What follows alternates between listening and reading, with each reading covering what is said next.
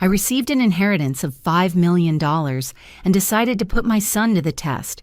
I called him and told him I'd lost everything, that I needed to move into his house the very next day. He responded with enthusiasm. He told me yes, that I should come. But the next morning, when I arrived with my suitcases at his front door, I could not believe what I was seeing. And what I discovered that day changed everything I thought I knew about my own family. My name is Eleanor. I am 71 years old, and until a week ago, I lived in a small apartment on the north side of the city. A modest place with walls that held 40 years of memories, yellowing photographs, and the silence of someone who learned to live alone. My husband died 8 years ago. Since then, life became a silent routine.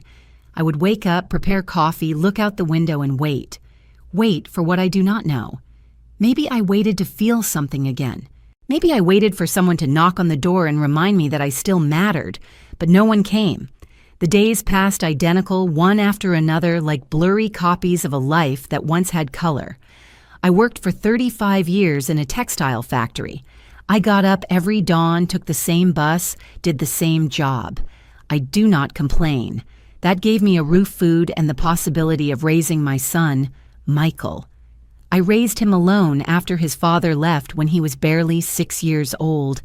I did what I could. We did not have luxuries, but we never lacked anything essential. I taught him to be honest, to work hard, to respect others. Or at least that is what I thought I taught him. Because over the years, when he grew up, when he got married, something changed between us. The calls became shorter, the visits more spaced out. There was always an excuse, work traffic, commitments. And I learned not to insist, not to bother to occupy the least possible space in his life. I lived convinced that this was normal, that children grow up, leave, build their own lives, that a mother must learn to let go. But deep down, very deep down, I always wondered if he really cared, if he ever thought of me when he closed his eyes at night, if he remembered the times I went without eating so he could have new shoes, if he valued the sacrifices I made without saying a word. I never claimed anything from him. I never asked for anything in return, because that is how I was raised, to give without expecting, to love without conditions. But unconditional love hurts when it is one-sided. 2 weeks ago, I received a call that changed everything. It was a lawyer. His name was Robert. He had a formal but kind voice. He told me that a distant uncle, someone I barely remembered, had passed away abroad. He had no children, he had no wife, and in his will he had left me as the sole heir. $5 million. When I heard that figure, I thought it was a joke. I thought someone was tricking me. But no, it was real. I had to go to the lawyer office, sign documents, listen to legal explanations that I barely understood. And when I left that place, I walked down the street as if I were floating. $5 million. Me who never had more than $1,000 saved in my entire life. Me who counted every coin before going to the market. Me who got used to living with just enough. That night I could not sleep. I sat in the living room staring at the empty walls, feeling the weight of that news as if it were a rock on my chest. And then in the middle of the silence, a thought came. A small thought at first, barely a whisper in my mind. What would happen if Michael knew? What would he do? How would he react? And that thought grew expanded, became a question I could not ignore. I needed to know if my son loved me for who I am, or if he only tolerated me because it was his obligation. I needed to know if he would be there for me if I had nothing. If I fell, if I broke, if I lost everything, would he come to pick me up? Or would he leave me alone like so many times I had felt in recent years? I know it sounds cruel. I know that testing your own son is not something a mother should do. But after so many years of feeling invisible, of wondering if I really mattered, I needed an answer. I needed to know the truth, even if it hurt, even if it broke my heart, because living in doubt is worse than living in certainty, even if that certainty is painful. So I made a decision. I would not tell him anything about the inheritance. Instead, I would make him believe that I had lost everything, that I was in a desperate situation, that I needed his help. And depending on his reaction, I would know who my son really was. I would know if the values I tried to instill in him still lived in him or if they had been lost along the way. I spent 3 days preparing. I rehearsed the words in my head over and over again. I thought about every detail of the lie I was about to tell. It hurt to do it. It hurt to have to lie to him, but I needed that truth more than I needed to keep the peace. Because peace built on doubt is not peace. It is just an uncomfortable truce with reality, and I was already tired of living in that truce. I wanted to know. I needed to know. Finally, the day came. It was a Tuesday afternoon around 5. I sat on the living room sofa with the phone in my hand, feeling my fingers tremble. I took several deep breaths, trying to calm the nerves that ran through my body like electric current. I dialed Michael's number. It rang once, twice, 3 times. Every ring felt eternal. I was about to hang up to forget all that absurd plan to settle for not knowing. But then I heard his voice. "Hello, Mom," he said. He sounded distracted, as if he were doing something else while talking to me. I heard background noise, maybe the television or music. I felt a lump in my throat, but I kept going. "Michael, I need to talk to you," I said with a trembling voice. "Something very serious happened." There was a brief silence on the other end. "What happened, Mom? Are you okay?" he asked with a tone that tried to sound worried, but still had that air of being half present in the conversation. "I lost everything," I told him. The words came out easier than I expected, as if my mouth had decided to believe its own lie. "I had problems with the bank, with some debts that I could not pay. They are going to take away the apartment. I have nowhere to go. I have no money to rent another place." I paused. I let the silence do its work. "I need to stay with you for a while, Michael, just until I can solve it. It will not be much time, I promise you. I just need a place to sleep while I find a way to get ahead." The silence that followed was different, heavier. I could almost hear his thoughts on the other side of the line. I imagined his face, his eyes looking for a way out, an excuse. I waited.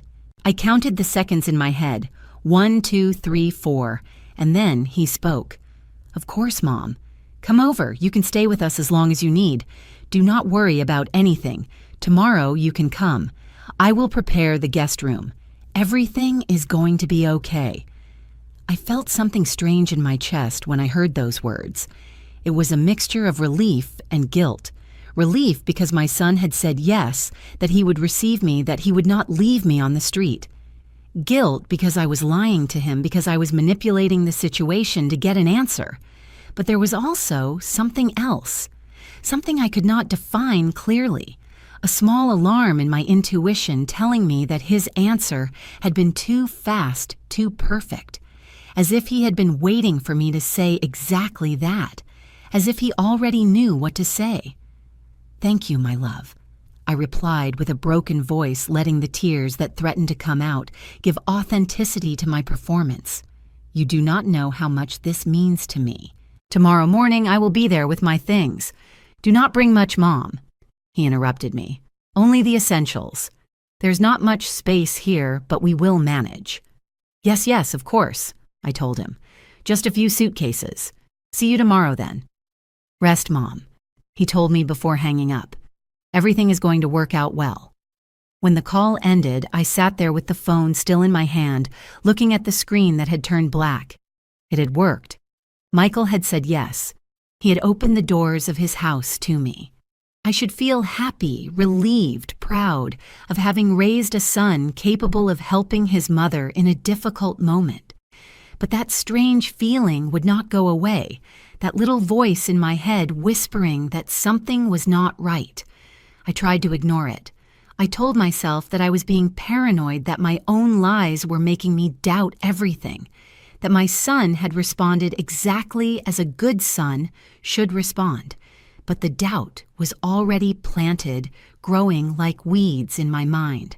That night, I packed 2 suitcases. I put in clothes, some personal hygiene items, old photographs, a book I never finished reading. While I folded each garment, while I put away each object, I felt as if I were preparing for a trip with no return. As if crossing the door of Michael's house the next day, something fundamental would change forever. I did not know exactly what, but I felt it in my bones. That silent certainty that only experience and years give you. I slept little. I woke up several times during the night, looking at the ceiling, listening to the sounds of the early morning. The occasional cars passing by the street, the distant bark of a dog, the hum of the refrigerator. At 6 a.m, I was already awake, sitting in the kitchen with a cup of cold coffee between my hands. I looked around. That apartment had been my refuge for so long. Every corner had a story. The stain on the wall where Michael had thrown a ball as a child. The window from where I used to watch him play in the street. The table where we ate dinner together thousands of times. Where I did his homework with him, where we celebrated his birthdays with simple cakes and cheap candles. All that was still there, intact, waiting for me. But I was about to leave towards the unknown. At 8 a.m, I called a taxi. The driver helped me take down the suitcases. We got into the car and I gave him Michael's address. He lived in a middle-class neighborhood on the other side of the city, in a small but pretty house that he had bought 3 years ago with his wife Sarah. I'd only been there twice, one when they moved another at Christmas last year. The 2 visits were brief, uncomfortable, full of forced silences and smiles that did not reach the eyes. Sarah was always polite to me but distant, as if I were an unwanted guest but tolerable out of courtesy. She never said anything bad to me. She never disrespected me. But she did not make me feel welcome either, and Michael never said anything about it. He never defended my place in his life. He just let things be as they were without interfering, without taking sides. The trip took 40 minutes. I looked out the window the whole way, watching the streets pass the buildings, the people walking in a hurry towards their jobs or their lives. I wondered how many of them would be living their own lies, their own secret tests, their own family doubts. The taxi finally stopped in front of Michael's house. I paid the driver, took down the suitcases, and stood on the sidewalk looking at that beige house with its small front garden and its dark wooden door. I took a deep breath. This is it, I told myself. There's no turning back. I walked towards the door, dragging the suitcases behind me. Every step felt heavy, loaded with expectation and fear. I reached the front. I raised my hand to ring the doorbell. But before I could do it, something made me stop dead. There was a sign that should not be there.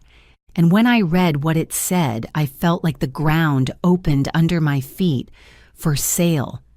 Those 2 words stuck in the front garden like a stake in my heart. A large sign, white with red letters, impossible to ignore. For sale. I let go of the suitcases. They fell to my feet with a dull thud that I barely registered. My eyes could not look away from that sign. I blinked several times, thinking that maybe I was seeing wrong, that my tired eyes were playing a trick on me. But no, there it was. Clear, real, undeniable. I approached the door. I felt my legs trembling. I rang the doorbell. Once, twice, 3 times. Nothing. Absolute silence. I pressed my ear to the door, trying to hear any sound from inside. Steps, voices, music, something. But the house was dead, empty. I knocked harder now, with my knuckles hitting the wood with growing desperation. "Michael!" I shouted. "Michael, it is me, your mom. Open, please." My voice sounded strange, high-pitched, broken, but no one answered. I walked towards the window. I leaned in, covering my eyes with my hands to see better through the glass. The curtains were drawn, but I could see some spaces. The living room was empty. There was no furniture. There was nothing, only bare floors and white walls. I felt a cold go through my body, a cold that had nothing to do with the weather. It was the cold of understanding, of the horror that begins to take shape when the pieces of a terrible puzzle begin to fit together.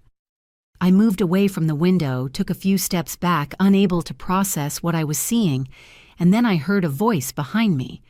"Excuse me, ma'am, are you looking for someone?" I turned around sharply. It was an older woman, probably my age, with gray hair tied in a bun, dressed in a light green sweater and denim pants. She had a shopping bag in her hand. She looked like the typical curious neighbor, but kind. "Yes," I said, trying to control the tremor in my voice. "I am looking for my son, Michael. He lives here or lived here. What happened? Why is that sign there?" The woman made a grimace of understanding mixed with pity. "Oh, you are Michael's mother," she said, nodding. "I am Grace. I live in the house next door. I saw you a couple of times when you came to visit." Yes, I answered with impatience. "Do you know where my son is? What happened here?" Grace put her bag on the ground and came a little closer. Her expression became serious, almost uncomfortable. "Look, ma'am, I do not know exactly what happened, but last night there was a lot of movement here. I saw a moving truck. I saw Michael and his wife Sarah taking things out in a hurry. They seemed to be in a big hurry. I went out to ask him if everything was okay, and Sarah barely answered me. She said they had a family emergency that they had to leave urgently. She did not give me more details. They loaded what they could into the truck and left. It must have been around 10 at night. I felt my mouth go dry. "Last night?" I repeated, almost voiceless. But if I called him yesterday afternoon, if he told me to come today to prepare the guest room. Grace looked at me with those eyes that say more than words. With that look people give you when they know you are discovering something painful and they do not know how to help you. "I am very sorry, Eleanor," she said with genuine compassion. "I do not know what to tell you. I just know they left last night and left the house empty. Early this morning, someone from the real estate agency came to put up the sign. I put a hand to my chest. I felt like I could not breathe well. My son, my own son. He had told me yes to come, that I would stay with him. And as soon as we hung up the phone, as soon as that conversation ended, he packed his things and fled.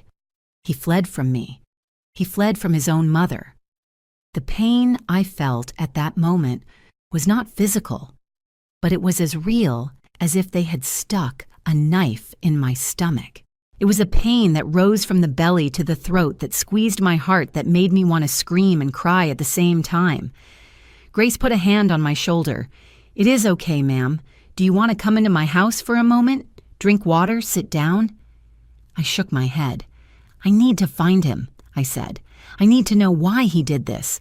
Do you have any idea where they could have gone?" Grace sighed. "Honestly, no. We never talked much with them. They were very reserved. But wait, maybe Patricia from across the street knows something." She and Sarah sometimes talked. Grace took me across the street to a house painted pale yellow. She knocked on the door, and a younger woman, perhaps about 50 years old, came out with glasses and a friendly expression. Grace quickly explained the situation to her. Patricia looked at me with a mixture of surprise and sorrow. "Good Lord," she said. "How horrible. Look, ma'am, I do not know much either, but yesterday I saw Sarah very nervous. I saw her talking on the phone in the garden. She seemed upset. I heard some of what she was saying. I could not help it because she was speaking quite loudly. She was saying something like, 'We cannot let her stay here. We have to leave before she arrives.' I thought she was talking about some problem with his family or something like that. But now that you tell me this, I think she was talking about you." Patricia's words fell on me like stones. "We cannot let her stay here. We have to leave before she arrives, before I arrived. My own daughter-in-law had convinced my son to abandon his house, to flee, to leave me planted at the door, as if I were an undesirable stranger. And Michael had accepted. He had not fought. He had not defended me. He had simply packed his bags and left." I leaned on Patricia's doorframe. I felt my legs were not responding well. The two women held me. They helped me sit on a step. "Breathe, Eleanor," Grace told me. "Breathe deep." But I could not. The air did not enter my lungs well. Everything was spinning. Years of sacrifices, of sleepless nights, of working until my hands were destroyed. Years of giving him everything I could with the little I had. And now this. this silent, cowardly betrayal hidden behind a for sale sign. Patricia went into her house and came back with a glass of water. She gave it to me, and I drank slowly, feeling how the cold liquid went down my throat. "Ma'am," Patricia said with a soft voice, "I do not want to meddle where I am not called, but I think you deserve to know something else." Yesterday morning before they left, I saw Sarah talking to a neighbor from the other side. She was asking him if he knew of cheap apartments for rent in another area. She said something like, "We need to disappear for a while. We do not want anyone to know where we are." The neighbor recommended a place towards the south of the city near the downtown market district. I do not know if they went there, but it is the only thing I heard. South of the city near the downtown market. It was an area I knew well. I had lived there many years ago when Michael was small. It was a modest neighborhood with old buildings and affordable rents. The kind of place where someone would hide if they did not want to be found, but could not pay much either. I saved that information in my mind like a painful treasure. I stood up slowly. Grace and Patricia looked at me with genuine concern. "Thank you," I told them. "Thank you for telling me the truth." They nodded. "If you need anything, Eleanor," Grace said, "do not hesitate to knock on the door." I nodded without saying more. I went back to Michael's house. I picked up my suitcases from the ground. I looked at them for a long moment. I had packed those suitcases thinking I would come to stay with my son to share his roof, to receive his help in a moment of invented need. But the need was now real, not for money, for answers, for justice, to understand how the boy I raised had become the man who abandoned me. I walked to the corner and stopped a taxi. I gave the driver the address of my apartment. During the entire return trip, I did not say a word. I just looked out the window, processing, feeling, understanding. My test had worked. I had obtained my answer. But it was not the answer my heart expected. It was much worse. I arrived at my apartment around 11 in the morning. I went up the stairs, slowly dragging the suitcases that now weighed double. Not because of their content, but because of all the pain they carried. I opened the door and entered. Everything was exactly as I had left it. The cup of cold coffee still on the kitchen table, the curtains half open, the dense silence of a place that knows something has changed, even if nothing has moved. I dropped the suitcases in the entrance and walked to the sofa. I sat there, and for the first time since I saw that sign, I let the tears come out. I cried. I cried like I had not cried since my husband's funeral. I cried for the naivety of having believed that my son was different. I cried for the years invested in creating someone who in the end saw me as a burden. I cried for that version of myself that yesterday still had hope. I cried until there were no more tears left, only a hollow emptiness in the chest and a bitter certainty in the mouth. When I finally calmed down, when the crying turned into irregular breaths and swollen eyes, I got up and went to the kitchen. I prepared more coffee. I needed to think clearly. I needed to decide what to do now. Because one thing was clear. This was not going to stay like this. I was not going to allow Michael and Sarah to believe they could treat me this way without consequences. I was not going to let them think that I was so weak, so insignificant, that they could simply flee and forget about me. I sat at the table with the hot coffee between my hands. I thought about what Patricia had told me. South of the city near the downtown market. It was a big area, but not impossible to cover. I knew that neighborhood. I knew where the older apartment buildings were the ones that rented cheapest. If Sarah had asked for economical places, it was because they did not want to spend much. They probably thought it was something temporary that I would eventually give up and stop looking for them. But they did not know me as well as they thought. I finished my coffee and picked up the phone. I dialed Michael's number. It rang several times, but he did not answer. I tried again. Nothing. A third time. Voicemail. "Hi, I am Michael. Leave your message." His voice on the recording sounded happy, carefree. A version of him I no longer recognized. I hung up without leaving a message. Then I wrote him a text message. "Michael, I need to talk to you. It is urgent. Please contact me. Send." I saw the 2 gray checks indicating the message had been delivered. I waited. 5 minutes, 10, 15, nothing. He had not even read it. I lay back on the sofa and closed my eyes. I was tired, physically and emotionally exhausted, but I could not sleep. My mind would not stop spinning, replaying yesterday's conversation over and over again. Of course, Mom. Come over. You can stay with us as long as you need. Those words that sounded so comforting yesterday now were like knives, lies wrapped in false affection, perfect acting of a son who learned to say the right thing while planning to do exactly the opposite. And Sarah. I always knew she did not want me around. I always felt it in her cold gaze, in her forced smiles, in the way she found excuses, so visits were short. But I never thought she would go this far, that she would convince Michael to abandon his own house just to avoid me. What kind of person does that? What kind of poison did she put in my son's head so he would accept something so cruel? I spent the rest of the day in a fog. I ate something simple because my body needed it, although I was not hungry. I took a long bath trying to wash away not only the sweat, but also the feeling of humiliation that had stuck to my skin.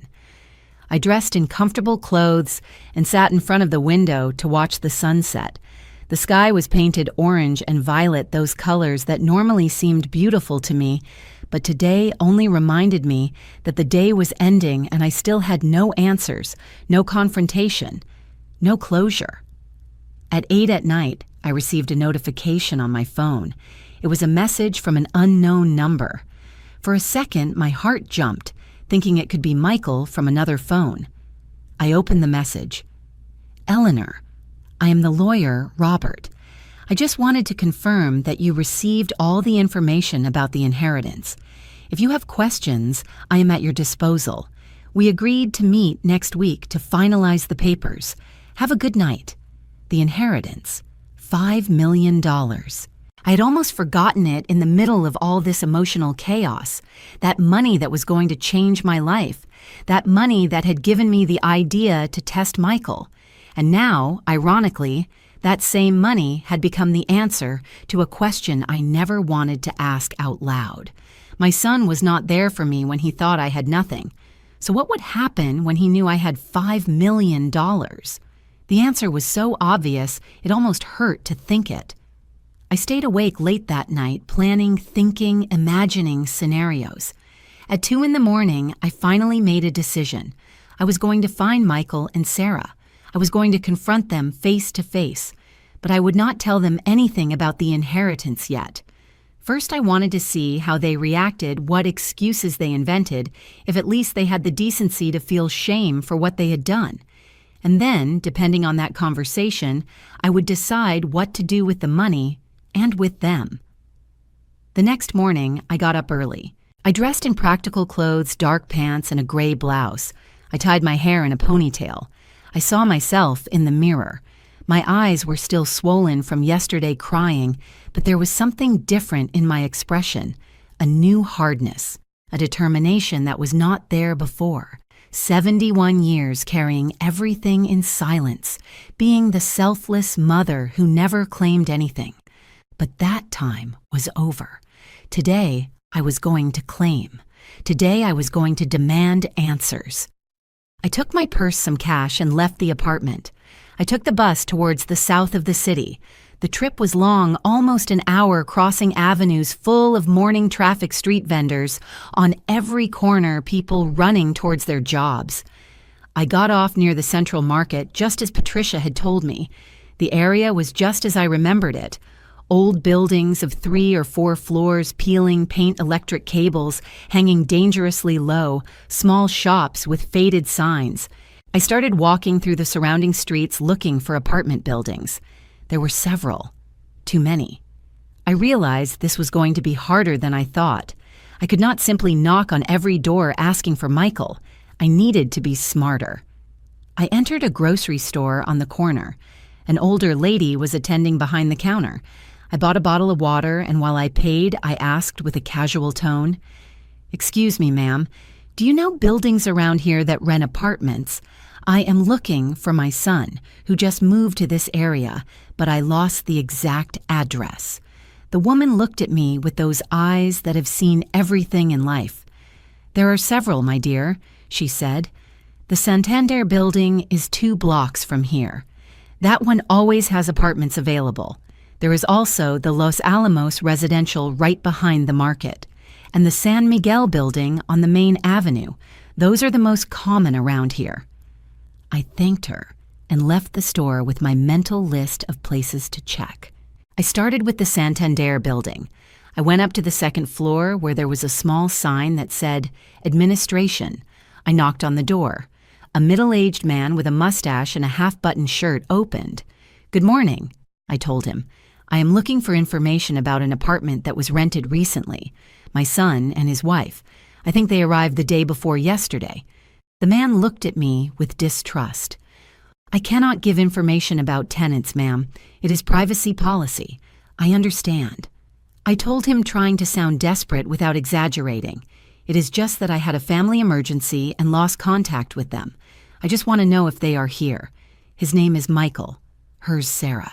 They are young. He is in his 30s. The man shook his head. Doesn't ring a bell.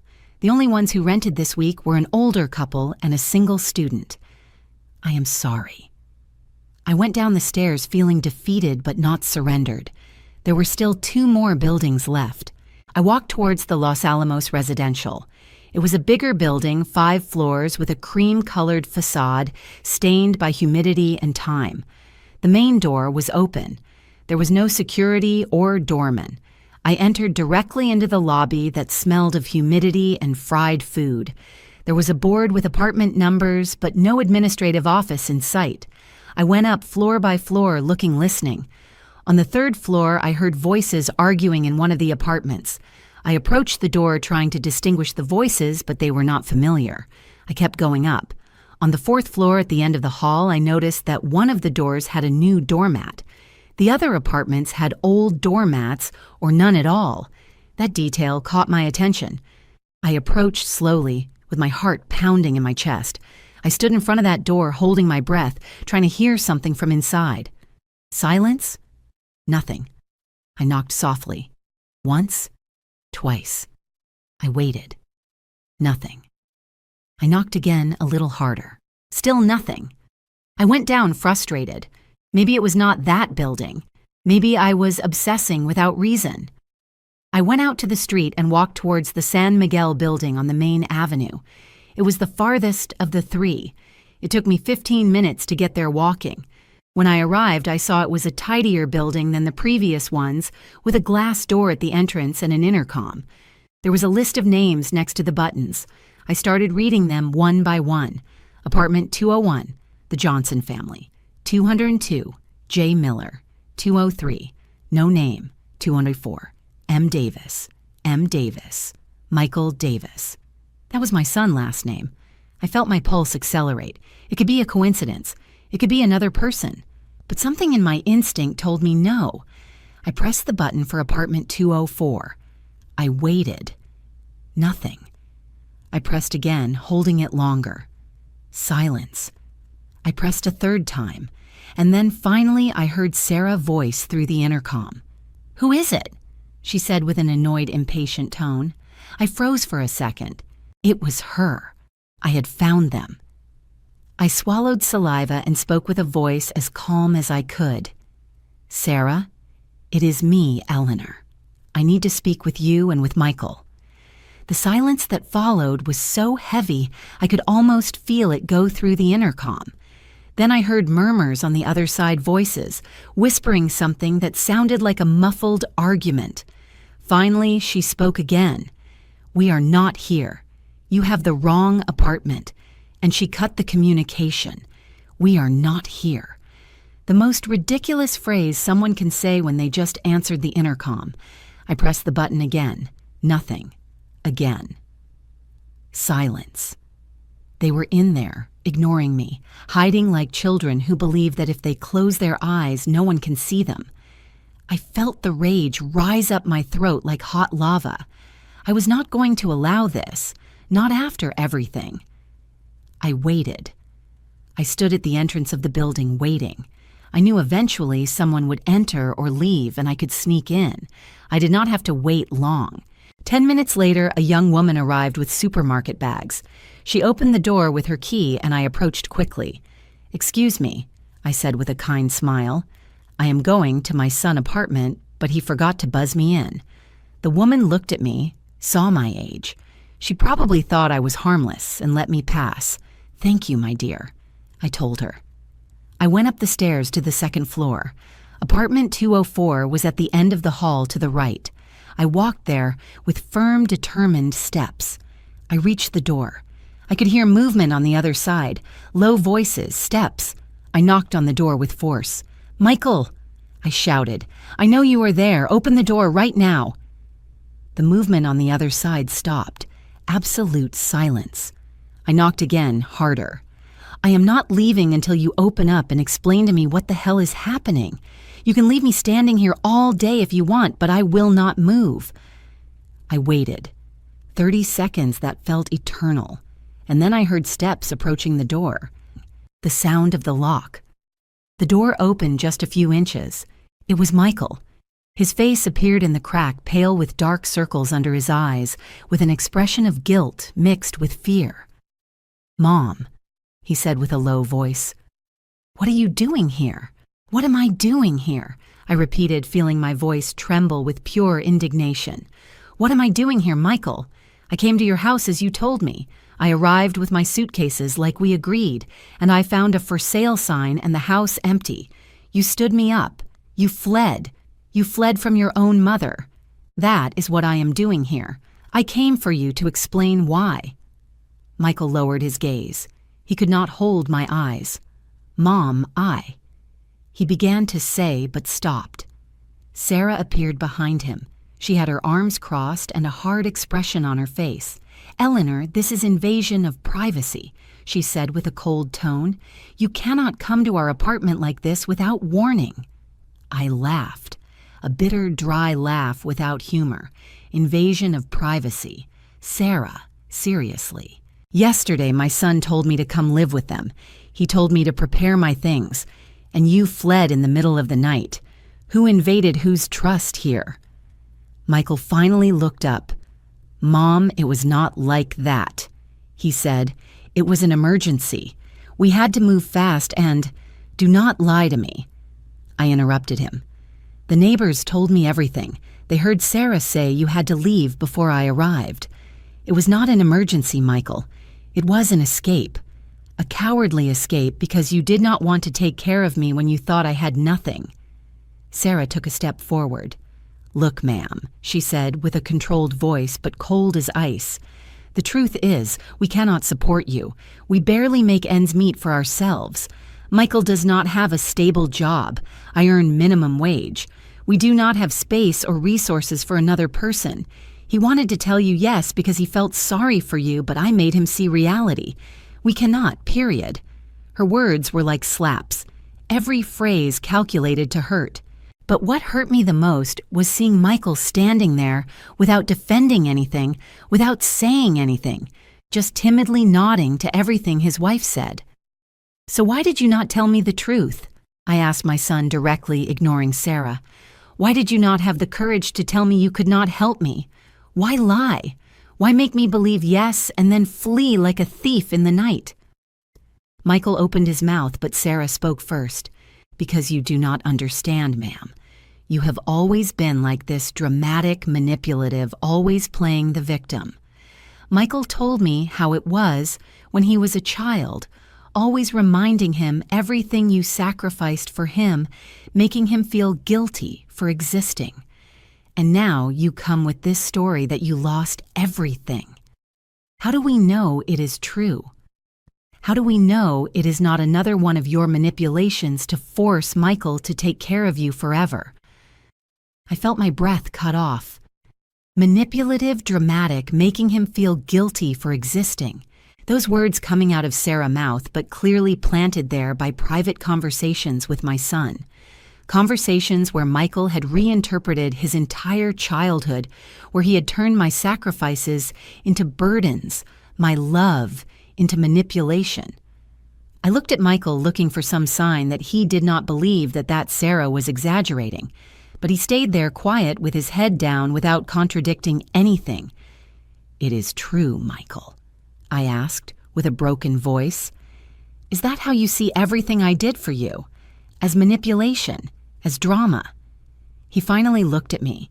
His eyes were red shiny, but not from tears of sadness, but from discomfort. "Mom, it is not that." He started. Sarah interrupted him again. "Look, ma'am, enough. We need you to leave. We have nothing more to talk about. If you really lost everything, go to social services, ask the government for help, but do not involve us in your problems." In that moment, something broke inside me. It was not dramatic or noisy. It was silent, like when a glass breaks under water. A clean, definitive, irreversible break. I looked at Sarah, then at Michael, then at Sarah again. And then I spoke with a calm I did not even know I had. "Okay," I said. "I understand perfectly. I am not going to bother you anymore. But I want Michael to tell me. I want to hear it from his mouth. I want him to look me in the eyes and tell me he cannot help me, that he does not want to help me, that he prefers to leave me alone on the street. I want to hear him say that."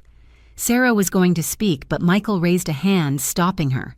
He looked at me. For the first time in that entire conversation, he looked straight into my eyes, and with a trembling voice, almost inaudible, he said, "I am sorry, Mom. I cannot. We cannot. It is better this way." I nodded slowly. "Better this way," I repeated. "For whom, Michael? For whom is it better?" He did not answer. He just lowered his gaze again. Sarah closed the door in my face without saying another word. I heard the sound of the lock turning. I stood there in that empty hallway looking at the closed door, processing what had just happened. I walked away from that door slowly, as if I were walking in the middle of a nightmare from which I could not wake up. I went down the stairs, holding onto the railing because I felt my legs weak, trembling. I went out of the building into the midday light. The sun was high, bright, indifferent to my pain. People passed around me, busy in their own lives with no idea that I had just lost something fundamental. I had not lost my son in that moment. I had lost him a long time ago. Only now I finally knew. I walked aimlessly for several minutes. My feet took me to a small square nearby near the market. I sat on a concrete bench under the shade of an old tree. There were children playing in the distance, mothers watching them, street vendors offering fruits and sodas. Life continued as always. The world did not stop because my heart was shattered. I took out my phone and looked at it for a long time without knowing what to do with it. Part of me wanted to call someone to tell someone what had happened. But who? I had no close friends. My coworkers had drifted away after my retirement. My family was small and scattered. I was alone. Completely alone.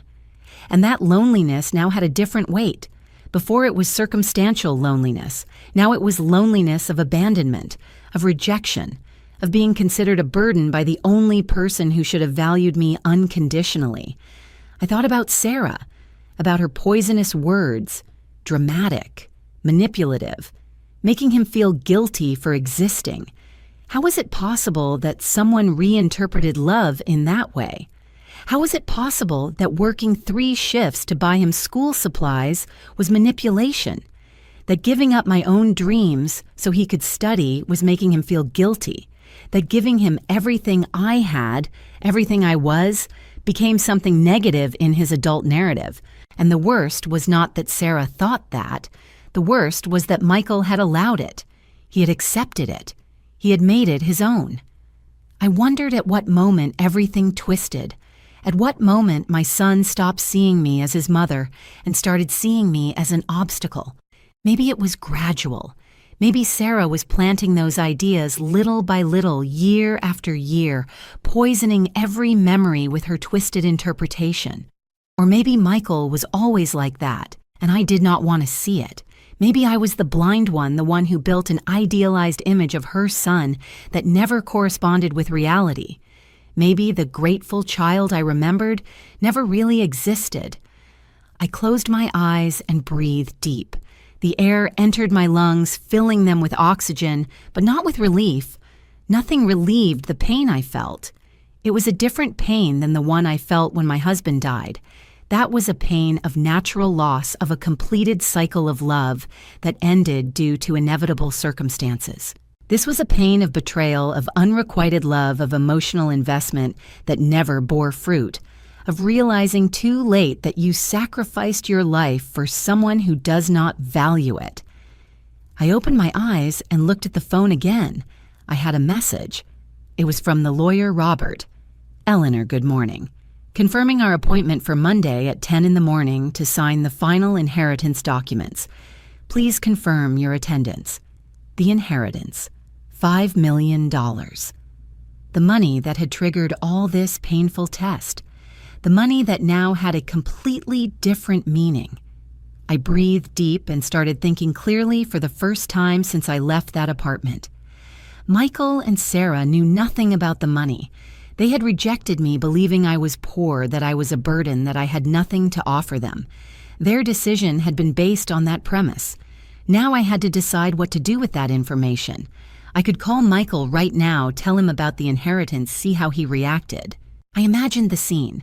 His surprise, his instant regret, Sarah changing her attitude completely, the two of them begging for forgiveness, inventing excuses, trying to regain my favor now that there was money involved.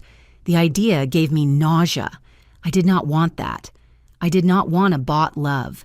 I did not want my son to come back to me for $5 million. That would be even more painful than his rejection, because it would confirm that he never loved me for who I am, only for what I can give him. And if he came back now after rejecting me, it would only be for interest. There would be no redemption there. There would be no real reconciliation, only transaction. I stood up. My legs were not trembling so much anymore. I started walking back towards the bus stop. While I walked, the ideas ordered themselves in my head. Michael had made his decision. He had chosen. He chose Sarah over me. He chose comfort over responsibility.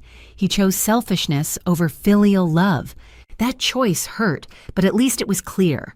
Now it was my turn to choose, and my choice was not going to be driven by revenge nor by pain. It was going to be driven by dignity. I reached the stop and waited for the bus. When I got on, I looked for a seat by the window. During the entire trip back home, I was thinking, processing, planning. By the time I reached my apartment, I had already made several decisions. The first, I would not tell Michael anything about the inheritance. At least not yet. Not until I decided exactly what to do with that money and with our relationship. The second, I needed time to heal, to process this pain without pressures or rushed decisions. The third, and maybe the most important, I needed to redefine who I was without Michael at the center of my life. I entered my apartment, and for the first time in days, I really looked at it. That small place with its old walls and worn furniture. That place that had been my refuge for so long. Now I could buy something better. I could buy a big house in a good neighborhood. I could travel.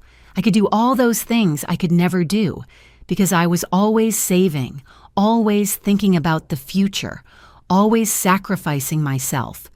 And for whom? For a son who considered me a manipulator. For a son who fled from me in the middle of the night. I poured myself a glass of water and sat at the kitchen table. I took out an old notebook I had stored in a drawer. Writing had always helped me think. I started making a list. Things I want to do with my life. The first line took me several minutes to write because it implied admitting something difficult. Learn to live for myself. Not for Michael, not for anyone else. For me. I kept writing. Find a therapist. Yes, I needed to talk to someone professional about all this. I needed to process the pain in a healthy way. Travel to places I always wanted to know. Resume hobbies I abandoned. Make new friends. Help other people. Maybe volunteering at some shelter or community center. Use the money to do something good in the world. Something that gave me purpose beyond being a mother. While I wrote, I felt something strange. It was not happiness. I was still far from that. but it was something similar to liberation. As if by writing those words, I was finally allowing myself to exist outside the role of selfless mother. As if after 71 years, I was discovering that I could be more than that I should be more than that. That night, I slept better than expected. Not well, but better. I dreamed confusing things. Fragments of memories mixed with invented scenes. Michael as a child playing in the park, Sarah closing the door in my face, my husband smiling at me from somewhere far away, the lawyer Robert handing me a giant check. Everything mixed in that nonsense logic of dreams. I woke up early the next day. It was Saturday. I made coffee. I showered. I dressed. I felt different. Still hurt. Still processing. But different. Stronger, maybe. Or maybe just more resigned. I took my phone and wrote a message to the lawyer, Robert. Good morning. I confirm attendance for Monday at 10. I would also like to consult you about options to invest or donate part of the inheritance. I need advice, thank you. Send. Then I opened Michael Chat. Our last exchange was from 2 days ago. My message unread. My call unanswered. I started writing. Michael, after what happened yesterday, I understand your position. I am not going to bother you anymore. Everyone makes their decisions and the consequences that come with them. I hope someday you understand what you lost. Not money or material things. You lost someone who loved you unconditionally all your life. That cannot be recovered. Take care. I read the message several times before sending it. It sounded hard but fair. It sounded final. Because it was. I pressed send. I saw how the message was delivered. This time, he did read it almost immediately. The 2 checks turned blue. I waited. I saw the 3 dots indicating he was writing something. The dots appeared and disappeared several times. Finally, his answer arrived. Mom, please do not be like that. Give me time to fix things with Sarah. This is complicated. It is not that I do not love you. I just need space right now. I read his message and felt a mixture of emotions. Part of me wanted to believe him. I wanted to cling to that small sign that he still cared. But another part, the part that had matured painfully in the last days, knew that those were just empty words, excuses, emotional crumbs thrown to keep me close, just in case he needed me in the future. I did not answer. I left the message on read and put the phone away. The rest of the weekend passed in a strange calm. I did not write to Michael again, and he did not insist either. I spent the time organizing my apartment, reading, watching old movies I found on a television channel. Simple things that kept me busy without demanding too much emotionally. On Sunday afternoon, I called an old coworker, Linda, with whom I had lost contact. We talked for almost an hour. I told her a summarized version of what had happened without mentioning the inheritance. She listened to me with patience, and in the end, she told me something that stayed with me. Eleanor children are not investment projects. They are independent people who make their own decisions. Sometimes those decisions hurt us, but we cannot live our lives waiting for them to validate us. Her words were simple, but true. Monday came quickly. I got up early. I got ready with care. I chose a light coffee-colored dress I had not worn in years. I combed my hair well. I even put on a little makeup. I wanted to look presentable, dignified, not like the broken woman I had been the last few days, but like the woman who was trying to rebuild herself. I took a taxi to Robert's office. The building was downtown, a modern tower of glass and steel that contrasted with my world of old apartments and dusty streets. I went up to the 12th floor in a silent elevator with soft music in the background. Robert's office was elegant, but cozy. Wood floors, caramel-colored leather furniture, abstract paintings on the walls. The receptionist welcomed me with a smile and offered me coffee. I accepted. Minutes later, Robert came out to greet me. He was a man of about 50. Gray hair, perfectly combed, impeccable dark suit. Kind but professional expression. "Eleanor, what a pleasure to see you," he said, shaking my hand. "Come in, please." I followed him to his private office. He sat behind a large dark wood desk, and I settled into a chair in front of him. He started taking documents out of a folder. "I have everything ready for you to sign," he explained. "There are several forms, but I will explain each one. Basically, you are confirming that you accept the inheritance and that you understand the tax implications. There are also documents from the bank where the money will be deposited. Once we sign everything, the process takes about a week and the money will be available in your account." I nodded and started signing where he indicated. My name over and over again, Eleanor Martinez. Every signature felt surreal, as if I were signing the entrance to a completely different life. When we finished with the main documents, Robert closed the folder and looked at me. "You mentioned in your message that you wanted advice on investments or donations," he said. "I would like to help you with that. Tell me what you have in mind." I took a deep breath. "The truth is, I have been thinking a lot these days." I started. "I am 71 years old. I lived my whole life with just enough working hard sacrificing for my son, and now I receive this amount of money that I cannot even imagine completely. I want to use part of that money to live better. Yes, to travel, to have a more comfortable place, to not worry about bills. But I also want that money to mean something. I want to help other people, especially older women who are alone, who were abandoned by their families, who have no resources." Robert nodded, taking notes. "That is a noble idea, Eleanor," he said. "There are several ways to structure this. We could establish a donation fund, create a small foundation, or simply make direct donations to existing organizations that work with that population. Each option has different legal and tax implications. I would like you to give me a few days to prepare a detailed plan with options, and we can meet again to discuss it." "Perfect," I told him. "There is something else." I paused, doubting if I should tell him, but I needed to say it out loud. "My son does not know about this inheritance. I had problems with him recently. He rejected me when he thought I had nothing, and now I do not know if I should ever tell him. I do not know how to handle that situation." Robert looked at me with an expression that mixed professionalism with genuine empathy. "Eleanor, legally, you have no obligation to inform anyone about this inheritance. The money is completely yours to do with it what you consider appropriate.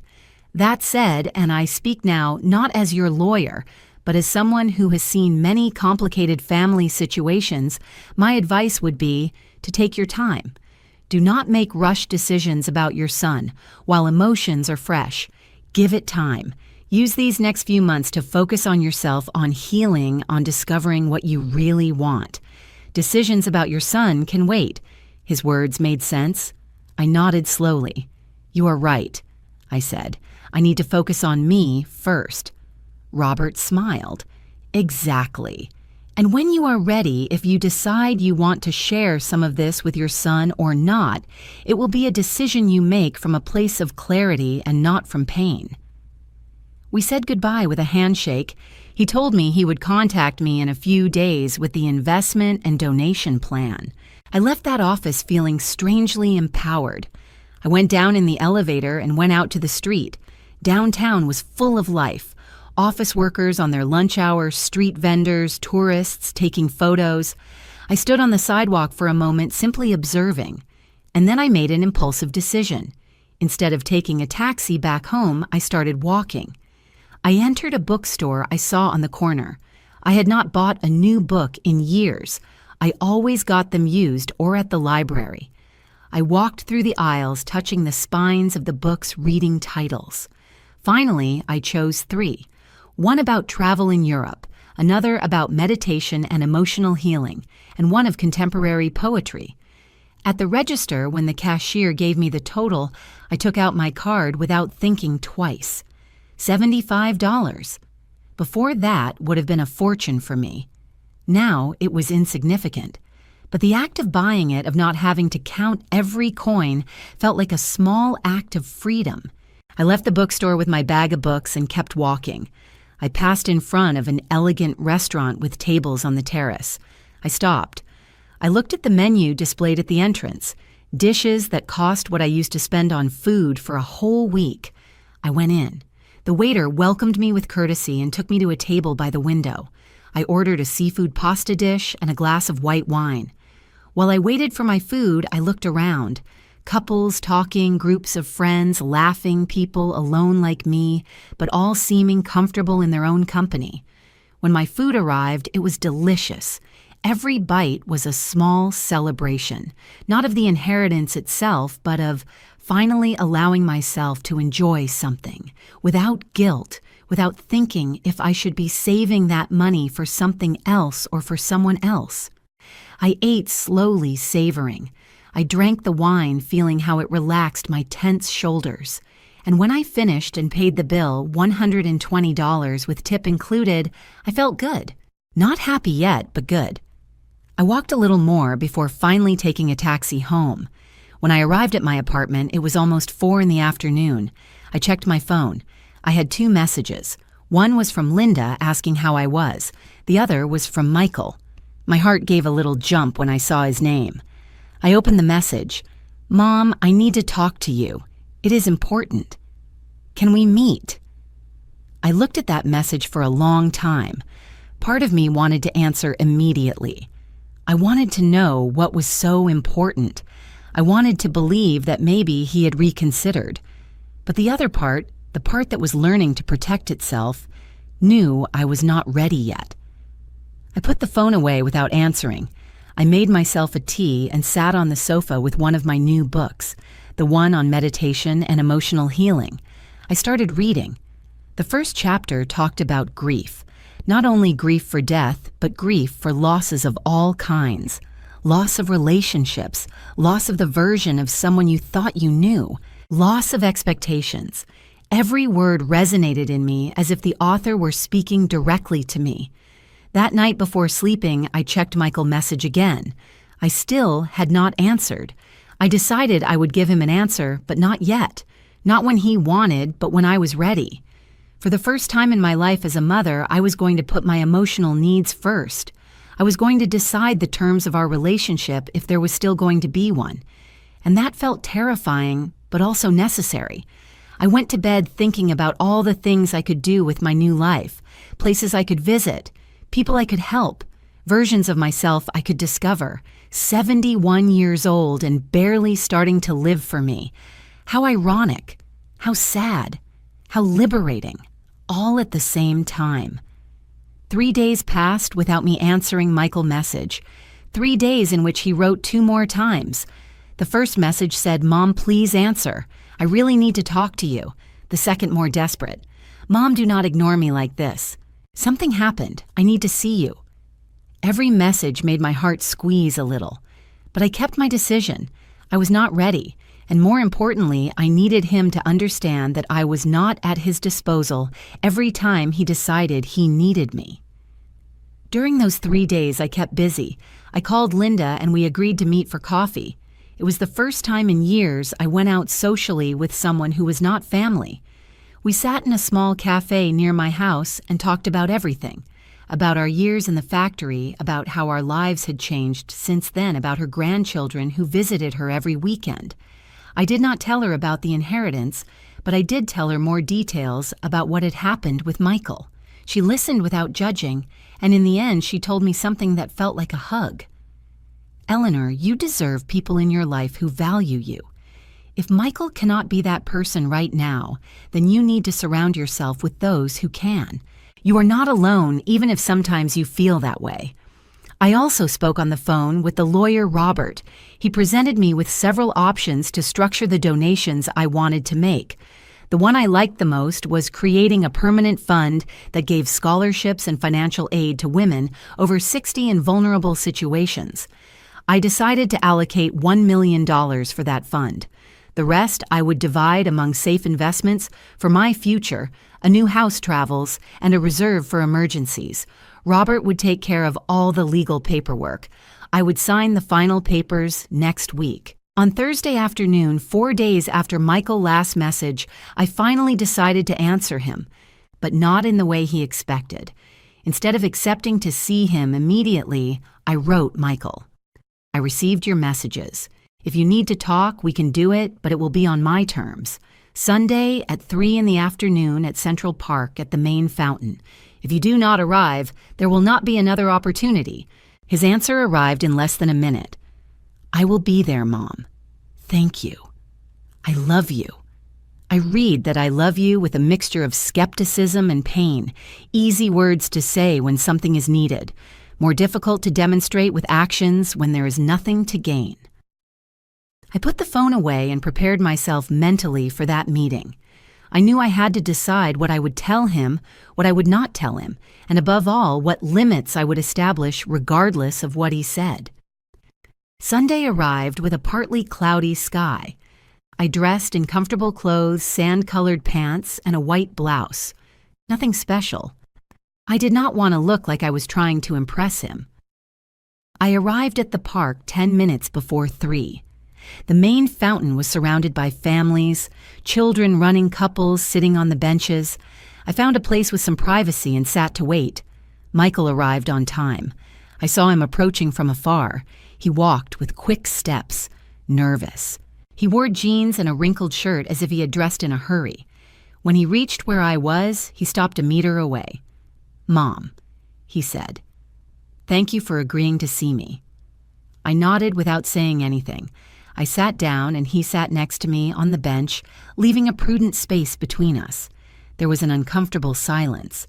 Finally, I spoke. "You said you needed to talk. I am listening." Michael took a deep breath. "Mom, things with Sarah are not right," he started. "Since you came to the apartment, we have been fighting a lot.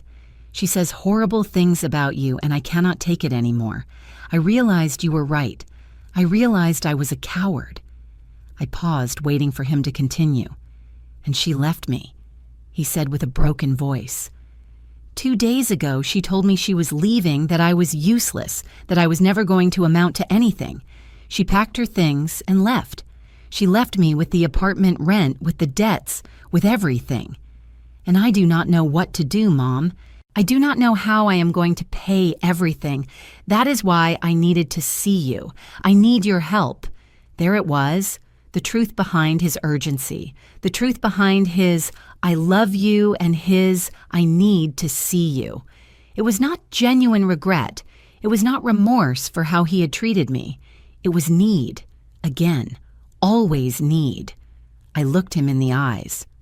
"Michael," I said with a calm but firm voice, "let me see if I understood correctly. When you thought I had nothing, when supposedly I had lost everything and needed a place to stay, you and Sarah fled. You left me standing at the door with my suitcases. Sarah told me I was manipulative, dramatic, a burden. And you said nothing. You did not defend me. You did not set limits.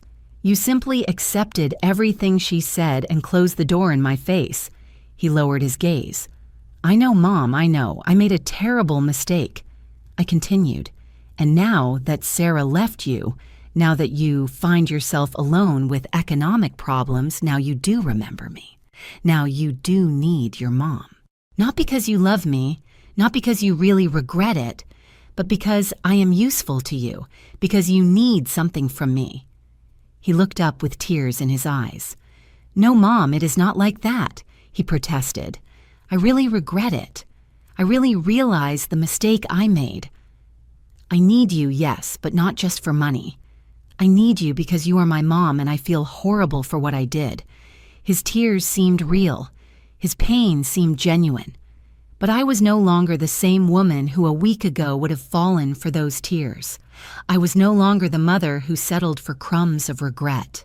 "Michael," I told him, "for 30-something years I was there for you every time you needed me, every time, without conditions, without questions. I gave you everything I had, everything I was. And the first time, the only time I needed you, you failed me. Not only did you fail me, you abandoned me in the cruelest way possible. But Mom, I can change," he said with desperation. "Give me a chance to prove it to you." I stayed silent for a long moment. Then I spoke. "There is something you need to know, Michael, something that changes the entire context of this situation." He looked at me confused. "What thing, Mom?" Nothing. I was never in economic trouble. It was all a test. 2 weeks ago, I received an inheritance from a distant uncle, $5 million. I wanted to know if you would be there for me if I had nothing. And I got my answer. Michael's face changed. It went from confusion to shock, from shock to understanding, from understanding to horror. What? He whispered. 5 million? And you did all this as a test. I nodded. That is right. And you failed, Michael. Completely. He stood up abruptly. I cannot believe this, he said with a voice starting to rise in volume. You set a trap for me. You manipulated me. This is exactly what Sarah said about you. You are manipulative, Mom. How could you do this to me? I stood up too, looking him straight in the eyes. I did this to you, Michael. I set a test like this, a test that any decent son would have passed without problem. I asked for help believing I had nothing, and you saw. That was your choice, not mine. You chose to abandon me. I only created the circumstances to see your true character. And I saw it. I saw it clearly. He shook his head, visibly upset. And now what, Mom? You came here to rub it in my face, to tell me you have millions while I am broke, to take revenge. I did not come to take revenge. I told him. I came to tell you the truth and to set limits. Michael, I love you. You are my son and you always will be. But I cannot continue being the mother who gives everything without receiving anything in return. I cannot continue expecting you to value me when clearly you do not. So this is what is going to happen. I am going to live my life. I am going to use that money to do things I always wanted to do and to help people who really need it. And you are going to learn to fend for yourself, without Sarah, without me, just you. Maybe when you achieve it, when you really grow up and mature, we can rebuild something. But it will not be soon, and it will not be on my previous terms. But Mom, he began to say. I interrupted him. There are no buts, Michael. This is my decision. You can be angry with me. You can think I am manipulative as Sarah made you believe. You can think whatever you want. But I know the truth. I know I gave you the best of me during your whole life. And if that was not enough, if that did not create in you a sense of loyalty or filial love, then that says more about you than about me. Goodbye, Michael. When you are ready for a real conversation without needing anything from me, you know where to find me. I turned around and started walking. Mom, wait, he shouted behind me. But I did not stop. I kept walking with trembling but firm legs, with a broken but determined heart, with tears in my eyes, but my head high. I did not look back. I walked through the park with no clear direction for several minutes. The tears finally started falling when I was far enough from Michael. They were not tears of regret for what I had just done. They were tears of liberation, of grief, of closing a painful chapter of my life. I sat on a distant bench under a large tree that offered shade and privacy. I cried in silence while watching the happy families around me, parents pushing swings, mothers chasing their small children, grandparents sharing ice cream with their grandchildren, scenes I once dreamed of having with Michael and his future children, scenes I might never have. But while I cried, I also felt something else, something I did not expect. I felt peace, a strange, uncomfortable but real peace, peace of having told my truth, peace of having set limits, peace of having chosen myself for the first time in decades. I took a handkerchief from my purse and dried my tears. I breathed deep. The air smelled of freshly cut grass and flowers. The sun was starting to go down on the horizon, painting the sky in shades of orange and pink. Life continued, and I would continue too. I stayed sitting there until the sun set completely. Then I got up and walked towards the park exit. I took a taxi home. During the ride, I looked out the window without thinking of anything specific, just watching the city pass, the lights turning on in the buildings, the people coming out of restaurants and movie theaters, the world turning indifferent to my small personal drama. And that was okay. I did not need the world to stop for me. I just needed to find my place in it. I arrived at my apartment, and the first thing I did was make myself a tea. I sat on the sofa with the hot cup between my hands and turned on the television. I put on a nature documentary channel, images of mountains, oceans, forests, places I would someday visit, places I could now visit. I drank my tea slowly while the images transported me far from my apartment, far from my worries, far from the pain. That night, I slept deeply. I did not dream anything I remembered, only a black, restful, necessary sleep. I woke up Monday feeling different, lighter, as if I had left a huge weight in that park yesterday. I made coffee, had a good breakfast, and sat down to plan my day. First, I would call Robert to confirm I wanted to proceed with all the plans we had discussed. Second, I would start looking for houses.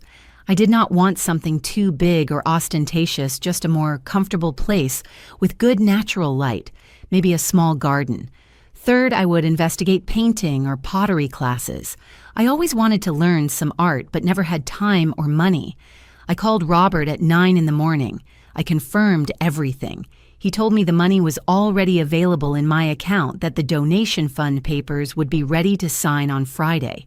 He also recommended a trusted real estate agent to look for a house. I thanked him and hung up, feeling productive with purpose. The following days were a mixture of new activities and moments of reflection. I visited 5 houses with the real estate agent. The 5th one was perfect. A small 2-bedroom house in a quiet neighborhood. It had a garden with fruit trees, large windows that let in a lot of light, and a spacious kitchen. The price was reasonable, $300,000. I made an offer that same day. It was accepted. The paperwork would take a month, but I already had my new home. I also enrolled in a watercolor class given on Tuesdays and Thursdays at a community center near my future house. The first class was intimidating. I was the oldest in the group, but everyone was kind. The teacher, a young woman named Maribel, was especially patient with me. At the end of the class, I had painted something that vaguely looked like a sunset. It was not good, but it was mine, and that filled me with an unexpected joy.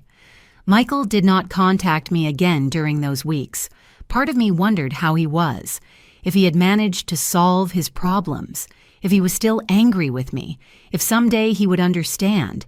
But I did not look for him. I kept my word. The ball was in his court now. He had to decide what kind of relationship he wanted to have with me, if he wanted to have any. A month later, I moved into my new house. Linda helped me with the process. I hired a moving company that transferred my few belongings from the old apartment to the new house. I bought new furniture, a comfortable bed, a large gray sofa, a light wood dining table. I decorated the walls with paintings I bought in local galleries. I planted flowers in the garden. Slowly, day by day, that empty space became my home, a reflection of who I was now, not who I had been. I also started work with the donation fund. Robert connected me with an organization that worked with older women in vulnerable situations. I visited the center. I met some of the women who would benefit from the fund. I listened to their stories. Widows without pensions, women abandoned by their families, women who worked their whole life without savings because everything went to their children. Stories that resonated so much with mine that sometimes I had to go out to breathe fresh air so as not to cry in front of them. Seeing the direct impact of the money, seeing how it changed lives, gave purpose to everything that had happened. The inheritance was no longer just money. It was a tool of transformation, not only for me, but for other women who deserve dignity in their golden years. That gave me peace. That gave me meaning. 2 months after our last conversation, I received a letter. It was from Michael, not a text message. A physical letter written by hand, sent by mail. I saw it in my mailbox and my heart skipped a beat. I took it inside, made myself a tea, and sat on my new sofa to read it. The handwriting was Michael. I would recognize that handwriting anywhere. Mom. It started. I do not know if you will read this. I do not know if you will forgive me someday, but I need to write to you even if you do not answer. 2 months have passed since the park. 2 months in which I have had to face myself in ways I never had done. I lost my apartment. I am living in a rented room, sharing a bathroom with 3 other tenants. I got a job in a warehouse carrying boxes. It is not glamorous, but it is honest. I am paying my debts little by little. The letter continued. At first I was furious with you. I thought you had tricked me, that you had set a cruel trap for me. But with time, I started to understand. You did not set a trap, Mom. You gave me a chance to be the son I should have always been, and I failed. I failed because Sarah had convinced me that you were the problem, because it was easier to blame you than to assume my responsibility, because I never really grew up. My eyes filled with tears reading his words. He continued, Now I understand everything you sacrificed for me. Now that I have to work hard just to pay rent, I understand what it meant that you worked 3 shifts to give me school supplies. Now that I am alone, I understand the value of having someone who loves you unconditionally. And I lost that. I lost the only person who was always there for me. For being a coward. For being selfish. For being blind. The last part of the letter said, I am not writing to ask you for money. I am not writing to ask you to forgive me yet. I know I do not deserve it. I am writing to tell you that I am sorry. I really am sorry, Mom, and that I am working on being better, on being the man you deserved as a son. I do not know if someday we can rebuild our relationship, but I want you to know that I love you. I always loved you. I just did not know how to show it. Take care, Mom. Michael. I finished reading the letter with tears running down my cheeks. They were not tears of sadness. They were tears of something complex. Hope mixed with caution. Love mixed with pain. I folded the letter carefully and put it in a drawer of my desk. I would not answer yet. I was not ready yet, but I kept it. Because maybe someday I would be. That night, I sat in my garden under the stars. The cool night air caressed my face. I thought about everything that had happened, about the inheritance that changed my life, about the test that revealed painful truths, about the confrontation that liberated me, about the transformation that was just beginning. I was 71 years old. Most of my life had already passed, but for the first time I felt I was really living, not for someone else, for me. And if Michael really changed, if he really matured and became the man he promised to become in that letter, maybe someday we could have a new relationship, not like before, never like before, but something different, something built on honesty and healthy boundaries, something real. But if not, if this was all we would have, that would also be okay. Because I learned something fundamental in these months. I learned that my value did not depend on being needed. I learned that self-love was not selfishness. I learned that it is never too late to start over. And I learned that sometimes the greatest proof of love you can give is letting go, even when it hurts, especially when it hurts. Because only in freedom, in distance, in the pain of consequence, can people really grow. I looked at the stars and whispered a promise to the universe, a promise to live the rest of my days with dignity, with purpose, with self-love. I had received $5 million, but the most valuable thing I won was not the money. It was recovering myself, and that was priceless.